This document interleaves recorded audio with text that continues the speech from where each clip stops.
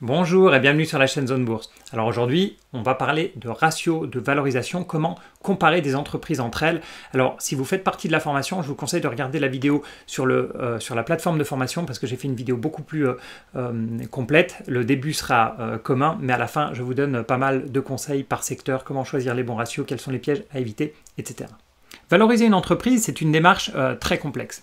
Il y a en gros deux écoles. Soit on essaye de déterminer la valeur intrinsèque d'une entreprise, combien elle vaut exactement, avec des méthodes comme le discounted cash flow, ou bien le calcul de l'actif net. Soit on essaye juste de voir si l'entreprise est chère ou non par rapport aux autres. Il y a deux problèmes avec l'approche de la valeur intrinsèque. Parce que déjà, soyons honnêtes, essayer de calculer la valeur intrinsèque, donc la valeur exacte d'une multinationale comme Total, Danone ou Apple, basée sur quelques chiffres, c'est mission impossible. Et ensuite, ce qui nous intéresse, c'est plus combien le marché est prêt à payer pour cette valeur. Vraiment le côté offre et demande, parce que ça peut prendre des années au prix d'une action pour revenir vers sa valeur intrinsèque. Et c'est pour ça que la grande majorité des rapports d'analystes financiers regardent la valeur relative de l'action par rapport aux autres, ou bien par rapport à son passé, plutôt qu'un vrai calcul de valeur intrinsèque. Qu'est-ce que c'est qu'une valeur relative? C'est juste se poser la question, est-ce que Danone est plus ou moins cher que Nestlé? Est-ce qu'elle est chère pour son secteur? Ou bien est-ce qu'elle est chère par rapport à son historique de ratio, justement? Et c'est ça dont on va parler aujourd'hui, c'est cette deuxième approche. Et pour ça, le plus simple, c'est d'utiliser ce qu'on appelle les ratios de valorisation, ou bien ce qu'on appelle aussi les multiples de valorisation. Alors, si vous n'êtes pas à l'aise avec certaines notions, je vous conseille de regarder d'abord l'une de mes vidéos précédentes, qui date d'ailleurs d'il y a pas mal de temps, qui s'appelle « Les secrets du PER » et qui est peut-être un peu plus simple pour aborder ce type de ratio que la vidéo d'aujourd'hui. Alors, un ratio ou un multiple, c'est tout simplement un chiffre divisé par un autre. Jusqu'ici, c'est très simple. Dans notre cas, en haut de la division, au numérateur, on va mettre le prix payé pour l'actif. Et en bas, au dénominateur, ce qu'on obtient en retour.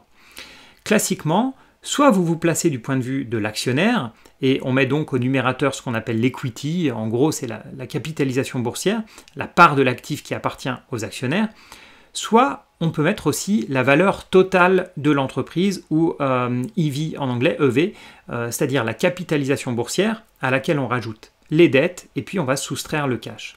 Alors j'espère que je ne vous ai pas perdu, mais en gros ce qu'il faut retenir c'est que soit on met la capitalisation boursière, et on raisonne en tant qu'actionnaire, soit on met la valeur totale de l'entreprise, dette inclus. Et j'expliquerai plus tard un petit peu pourquoi. En dessous de la division, on met ce que l'on reçoit. Donc là, on a pas mal de choix. Ça peut être le résultat net, ça peut être le résultat opérationnel, l'EBITDA, ça peut être le chiffre d'affaires, les cash flows, ou bien l'actif net. Et là, vous vous dites, waouh, ça commence à être compliqué cette histoire, il va y avoir des dizaines de ratios à connaître, parce que déjà, on a deux choix en haut, en bas, on a peut-être une dizaine de choix, donc ça commence à faire beaucoup. En fait, non, on ne peut pas faire n'importe quoi avec ces ratios, tout simplement parce qu'il faut rester cohérent. Donc si en haut, au numérateur, vous vous placez du côté de l'actionnaire avec la capitalisation boursière, et au dénominateur, en bas, vous devez aussi vous placer du côté de l'actionnaire, en prenant par exemple le résultat net. On obtient alors le fameux PER, le rapport cours sur bénéfice. Mais si en bas, vous voulez mettre l'EBITDA, le résultat d'exploitation, parce que ça vous semble plus juste, alors en haut, vous allez mettre la valeur de l'entreprise dette inclus, et on va obtenir un autre ratio bien connu, EV sur EBITDA. Alors pourquoi est-ce qu'on ne peut pas faire le cours sur EBITDA comme on fait le cours sur bénéfice? Tout simplement parce que l'EBITDA, le résultat opérationnel, sert aussi à payer la dette.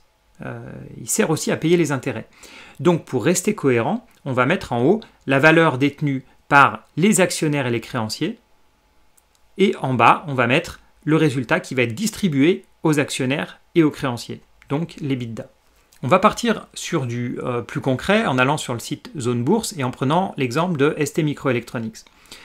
On voit que la capitalisation boursière et la valeur d'entreprise sont assez proches, tout simplement parce que l'entreprise a peu de dettes, elle a même plus de trésorerie que de dettes, donc la valeur d'entreprise est un peu plus petite que la capitalisation boursière, mais bon, on reste dans les mêmes ordres de grandeur. On va passer maintenant au ratio. En premier, le plus connu, le PER, le cours sur bénéfice, qui est à 30,8. On dit donc que STMicroelectronics se paye 30 fois ses bénéfices 2020. Une autre manière de voir ce PER, c'est de dire qu'il va falloir 30 ans pour toucher en résultat le prix qu'on paye. Ensuite, on a plusieurs autres ratios. On a par exemple la capitalisation sur chiffre d'affaires, en anglais price to sales. On a valeur d'entreprise sur chiffre d'affaires, on a valeur d'entreprise sur EBITDA, et puis on a cours sur actif net. Alors, ce cours sur actif net, qu'on appelle price to book en anglais, c'est un peu la valeur à la casse. Combien vaut l'entreprise si je vends tous ses actifs et que je rembourse toutes ses dettes? Et on voit ici que STM vaut environ 4 fois son actif net pour 2020. Alors, un ratio qui n'est pas ici, c'est le PEG, le Price Earnings Growth, le cours sur bénéfice ajusté de la croissance. C'est un ratio qui est très beau en théorie, mais qui est assez peu pratique dans la réalité, parce que la croissance des bénéfices, contrairement à la croissance du chiffre d'affaires, elle est très variable d'une année sur l'autre. Alors, je ne veux pas trop compliquer la vidéo, donc je ne vais pas détailler le PEG ici. Je crois que j'en ai déjà parlé auparavant dans une vidéo sur Peter Lynch, et j'en reparlerai probablement dans d'autres vidéos. Maintenant, la question à se poser, c'est quel ratio utiliser? Parce que c'est bien beau de voir qu'il y a pas mal de ratios, mais lequel je choisis? Ça, je vais le détailler un peu plus dans la vidéo de la formation, mais je vais vous donner quelques pistes quand même. Si les entreprises ont le même leverage, c'est-à-dire des ratios de dette équivalents, alors vous pouvez partir sur des ratios utilisant la capitalisation boursière, comme le fameux PER. Si le leverage est différent, alors il vaut mieux partir sur EV, sur EBITDA, sur la valeur marché de l'entreprise, sur le résultat d'exploitation. Maintenant, s'il y a de fortes différences de croissance entre deux entreprises que vous voulez comparer, alors vous allez plutôt partir sur le PEG dont j'ai parlé brièvement, qui est tout simplement le PER divisé par le taux de croissance des bénéfices. Si on est dans un secteur qui est très capitalistique, vous allez pouvoir regarder le cours sur actif net, ou bien si l'entreprise est proche de la liquidation, c'est aussi le type de ratio qu'on va regarder. Et enfin, on parle beaucoup de résultats ici, mais si l'entreprise ne fait pas de bénéfices, typiquement beaucoup d'entreprises qui se lancent, beaucoup de startups, on va plutôt utiliser le cours sur chiffre d'affaires, donc ce que les Anglais appellent price to sales.